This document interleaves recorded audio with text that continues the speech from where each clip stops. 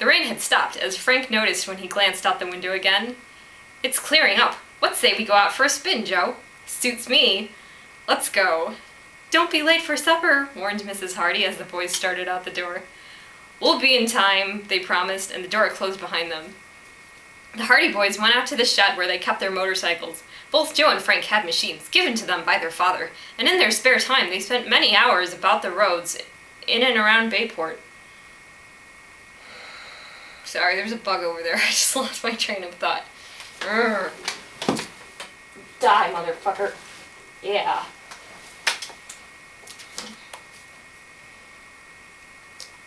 Where was I? Their native city had a population of about 50,000 people and was on the Atlantic coast on Barmouth Bay. Okay, there's no way Bayport has 50,000 people. Where are they getting this from? They live on, like, fucking farmland. Who wrote this? There were good roads along both northern and southern arms of the bay, besides the state highway, and numerous country roads that led through the farming country back of Bayport. Doesn't make sense. Anyway. Chet Morton, whose father was a real estate dealer with an office in the city, lived on a farm some distance off the road along the north arm of the bay, Chet making the daily journey to school and back in a roadster that had been given to him by his father. I love roadsters. I wish I had a roadster. Chet was as proud of his roadster as the Hardy boys were proud of the motorboat that they had bought from the money they had received as a reward for solving the Tower Mystery. Tower Mystery is capitalized because that was the name of the first book. It's like, we got this from solving the Tower Mystery. TM. "Where shall we go?" asked Joe as the Hardy boys rode out of the lane. "Let's go to the Norton farm." It says Norton farm. His name is Morton. They took like the whitest, easiest name and they fucked it up. Man, Franklin W. Dixon. Good idea. I wonder if he's able to sit down yet. What? What did they do to Chet? God, Joe, you're a little young. I don't know if I approve of this. Sit down yet? What? Oh, I wonder if he's able to sit down yet, replied Joe, alluding to Chet's practical joke earlier in the day. The motorcycles roared and spluttered as the boys sped along the gleaming pavements of the city. They rode through the main streets, threading their way easily through the traffic, until at last they were at the outskirts of Bayport. Finally, they left the city behind and reached the road leading toward the Morton farm. The leaves of the trees were still wet with rain, and the luxuriant grass by the roadside glistened with the heavy drops. The air was cool and sweet after the storm. The roads had dried quickly, however, and the boys experienced no inconvenience. They reached the Morton farmhouse in good time, and Chet's sister Iola answered their knock. Iola was a pretty girl of about 15, one of the few girls at whom Joe Hardy had ever cast more than a passing glance. Oh, please. He lowered his eyes bashfully when she appeared in the doorway. "Chet just left in the car about 10 minutes ago," she said smilingly in answer to their inquiry. "It's strange you didn't meet him." "He probably went by the other road. We'll catch up to him. Won't you come in?" No thanks," stammered Joe, blushing, for he didn't like women. "Guess we'll be going." "Oh, do come in," said Iola coaxingly. "Kelly Shaw is here." "Is she?" Frank brightened. A horn dog.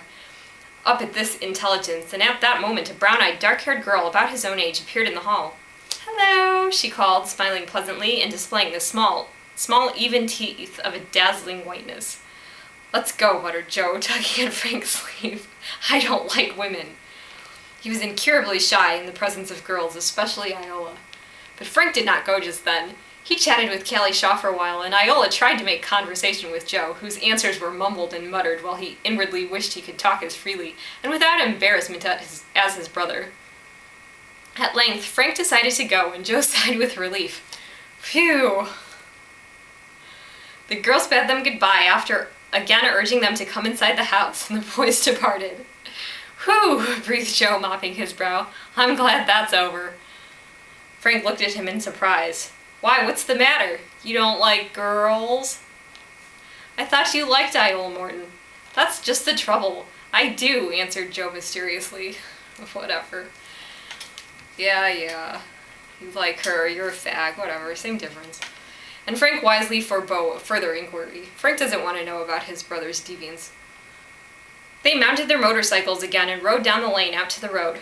Hardly had they gone more than a few hundred yards, however, than Frank suddenly gestured to his brother, and they slowed down.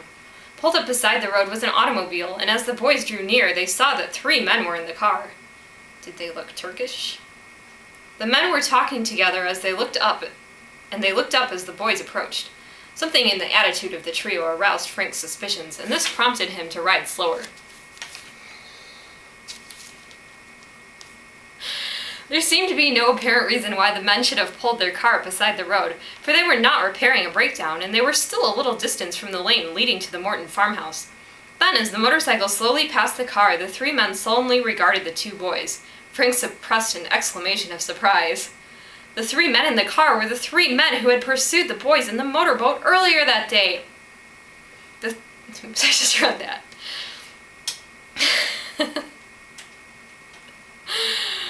Oh, Chet, can you sit down yet? Frank and Joe drove past, conscious of the scrutiny of the unsavory trio in the automobile. The men did not speak, although Frank noticed that one of them drew his cap down over his eyes and muttered something to one of his companions. When they had gone by, Joe glanced back. The men were paying no further attention to them, but were leaning close together, evidently having resumed their interrupted conversation. There was something stealthy and secretive in their demeanor that was far from reassuring. "Did you recognize them?" asked Frank, when they were out of earshot. "I'll say I did. The same gang that followed us in the motorboat. I wonder what they're up to. Up to no good by the looks of them. That's a queer place to park their car, so close to the Morton farm, too."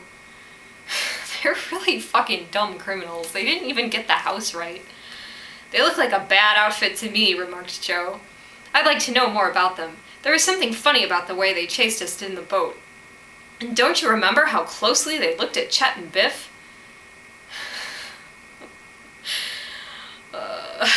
Chet and Biff don't look anything like Frank and Joe. Where did they get their information? It seems funny to see them hanging around the farm. Well, they haven't done us any harm. I suppose it's none of our business. But I'd sure like to know what their game is. Let's find Chet and tell him. They increased their speed and before long overtook Chet Morton on the shore road, but Chet laughed at their fears, rubbing his butt.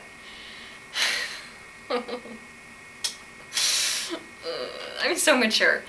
"You're too suspicious," he said. "They had probably just stopped to fix the tire when you came along. However, we'll go back to the farm and see if they're still on hand." But when the boys drove back to the Morton farm, they found that the mysterious trio in the automobile were no longer in sight. To find out what happens, you'll just have to buy the book. Not the revised edition. This one, it's fucking awesome.